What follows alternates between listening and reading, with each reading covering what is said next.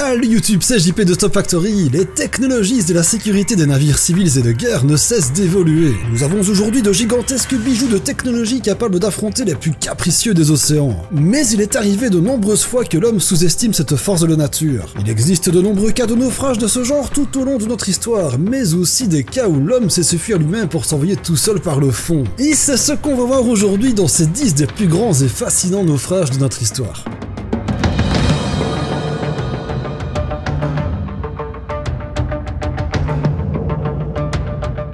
7 décembre 1941, les forces aéronavales impériales japonaises lancent une attaque surprise contre la base navale américaine de Pearl Harbor. Les pertes humaines et matérielles sont colossales, parmi elles le USS Arizona, un cuirassé de classe Pennsylvania long de 185 mètres. Il fut l'une des premières cibles de l'attaque japonaise. Après avoir été touché par 2 torpilles et plusieurs bombes aériennes, apparaissent de nombreuses voies d'eau dans la coque, ainsi que plusieurs incendies qui se propageront rapidement sur l'ensemble du puissant navire de guerre. Les flammes et les explosions seront sans pitié, enlevant la vie à près de 1200 hommes sur un total de 1500.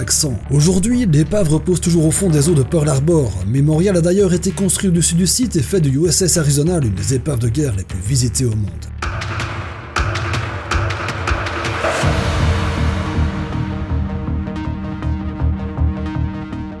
C'était il y a près de 30 ans, plus précisément le 21 décembre 1987. Nous sommes aux Philippines, sur l'île de Leyte. Le Dona Paz, ferry de 2324 tonnes, largue les amarres et quitte le port de Tacloban pour se mettre en route vers Manille, capitale des Philippines. Le voyage se passe bien jusqu'à être arrivé à mi-parcours, dans les environs du détroit de l'île de Tablas. Il est 22h et le Dona Paz croise la route du Vector, un pétrolier ne transportant pas moins de 1 400 000 litres de pétrole raffiné. Et pour des raisons inconnues, le ferry entre en collision avec le mastodonte. Le choc est tellement puissant qu'il ouvre une brèche dans la coque du pétrolier et enflamme le pétrole. L'incendie se propage rapidement, y compris sur le ferry qui n'était censé transporter que 1518 passagers. Sauf que ce jour-là, le personnel a certainement voulu arrondir ses fins de mois et embarquer plus de 4000 passagers à bord de Dona Paz. Le bilan des victimes est alors catastrophique, seulement 24 personnes survécurent, ce qui fait de l'accident du Dona Paz le naufrage en temps de paix le plus meurtrier de l'histoire.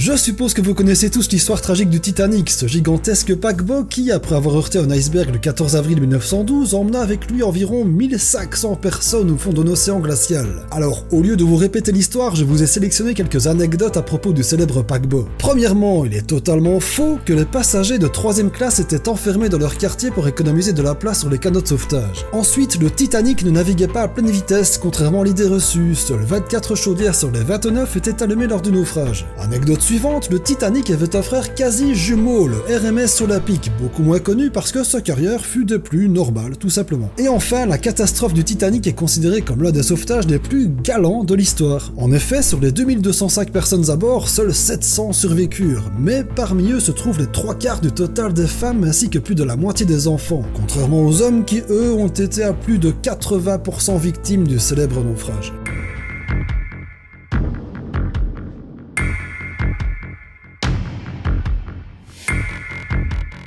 Le 28 mai 1914, le paquebot Empress of Ireland quitte la ville de Québec et se met en route pour l'Angleterre avec à son bord près de 1500 personnes. Le lendemain, au moment de quitter les eaux douces canadiennes, le bâtiment rencontre un épais brouillard qui lui sera fatal. En effet, à 2h du matin, le Empress of Ireland se fait percuter sur le flanc par le Storstad, un charbonnier norvégien de 135 mètres. Et contrairement à ce dernier, le paquebot voit sa coque largement ouverte et subit d'importantes voies d'eau. Il ne faudra que 14 minutes pour que le Empress of Ireland coule et emporte avec lui 1012 passagers et membres d'équipage. Alors pourquoi l'ai-je sélectionné pour cette vidéo? Parce que, contrairement au Titanic où il y a eu une majorité de femmes et d'enfants sauvés, sur les 465 survivants, seules 42 femmes ont survécu, ainsi que 4 enfants sur les 134 présents à bord. Et si comme moi vous trouvez cela révoltant, laissez-moi vous dire que vous n'avez encore rien vu, je vous en dis un petit peu plus dans quelques instants.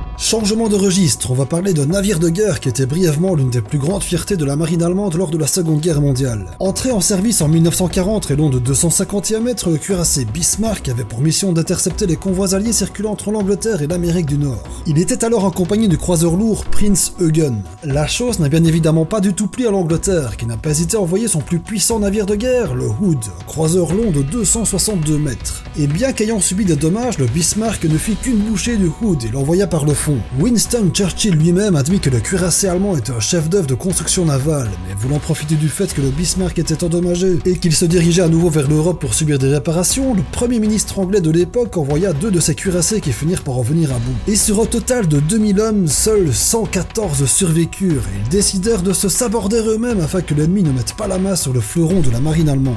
L'épave ne fut retrouvée qu'en 1989 à 4800 mètres de profondeur à 650 km des côtes françaises.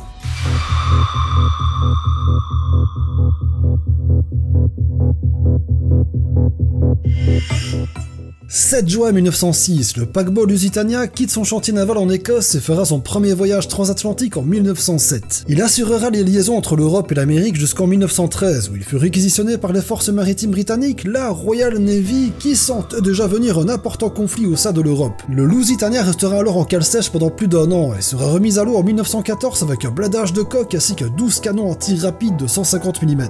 Bien que le paquebot continuait à assurer les liaisons de passagers civils, il était également utilisé pour le transport d'armement et munitions, ce qui est une violation de plusieurs traités maritimes internationaux. Et ce, pour une bonne raison, l'Empire allemand a eu vent que le Lusitania transportait d'importantes cargaisons militaires et n'a pas hésité à ordonner à l'un de ses sous-marins U-20 de le torpiller le 7 mai 1915, alors qu'il y avait plus de 2000 personnes à bord, dont 1158 passagers civils. Et seulement 703 survécurent à l'attaque. C'est une affaire qui a bien entendu fait grand bruit, un procès fut établi étant donné que le Lusitania était censé être un bâtiment neutre, et suite à la violation de plusieurs traités par l'Angleterre, c'est du côté allemand qu'il y eut gain de cause malgré le fait qu'il y a eu intention de couler un navire entre guillemets civil.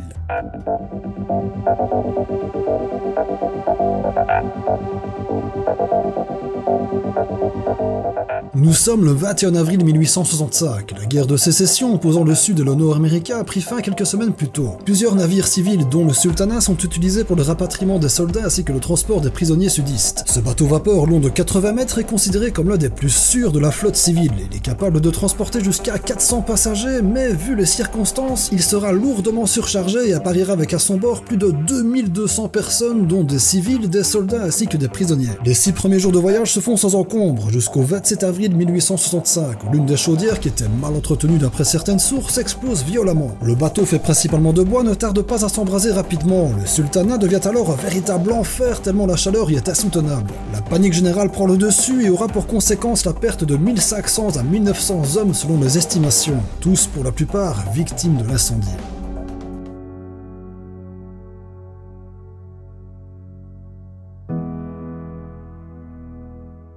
Retour à la Première Guerre mondiale en 1917 au port d'Halifax au Canada. C'était l'un des principaux points de départ des troupes militaires à destination de l'Europe. En provenance de New York, le Mont Blanc, un cargo français rempli à ras-bord de munitions, entre en collision avec un navire norvégien lors de son entrée au port d'Halifax. D'importants incendies se déclarent à bord et deviennent rapidement incontrôlables. L'équipage n'aura d'autre choix que de fuir afin de rejoindre le rivage, sauf que le cargo n'est pas stoppé. C'est alors une énorme boule de feu flottante sans équipage que se dirige droit vers Halifax. Et malgré plusieurs tentatives d'interception, ce qui devait arriver arriva. Au moment de percuter une jetée, le cargo français s'embrase et déclenche instantanément l'explosion de la totalité des munitions présentes à bord. Une énorme boule de feu se projette alors à plus de 6 km dans les airs. L'onde de choc colossale rase instantanément 2,5 km² de la ville et fera 2000 morts et 9000 blessés. Mis à part les explosions nucléaires, c'est encore à ce jour la plus grande explosion conventionnelle créée par l'homme.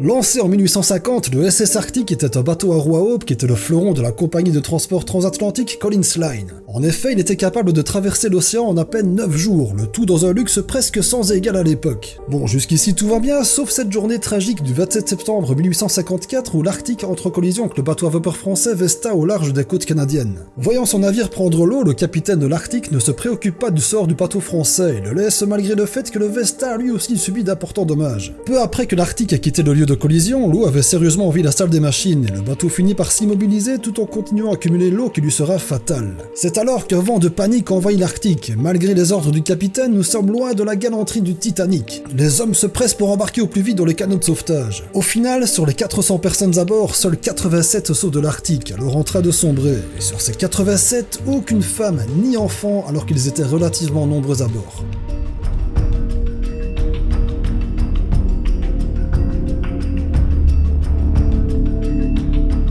« 30 janvier 1945, la progression des troupes soviétiques se fait de plus en plus importante et la défaite de l'Allemagne approche à grands pas. Les forces allemandes décident alors de lancer l'opération Hannibal, qui consiste à rapatrier en masse les civils et les militaires fuyant l'offensive de l'armée rouge. Plusieurs navires de grande taille seront réquisitionnés, dont le prestigieux navire de croisière allemand Wilhelm Gustloff. Selon certaines estimations, ce ne sont pas moins de 10 000 personnes, dont 4 000 enfants et adolescents, qui embarqueront sur le navire alors prévu à la base pour le transport de 1463 passagers. Lors de la traversée de la mer Baltique, le Wilhelm Gustloff croise malheureusement la route de sous-marins soviétiques, qui enverra aussitôt 4 torpilles sur le flanc du paquebot allemand. Et voyant les importantes voies d'eau enfoncer rapidement le navire dans la mer glaciale, les milliers de personnes à bord paniquent en sachant que les canaux de sauvetage sont bien entendu en nombre insuffisant. Au final, sur les 10 000 personnes estimées, seuls un peu moins de 1000 personnes seront sauvées, ce qui fait de la catastrophe de Wilhelm Gustloff le naufrage le plus meurtrier de l'histoire.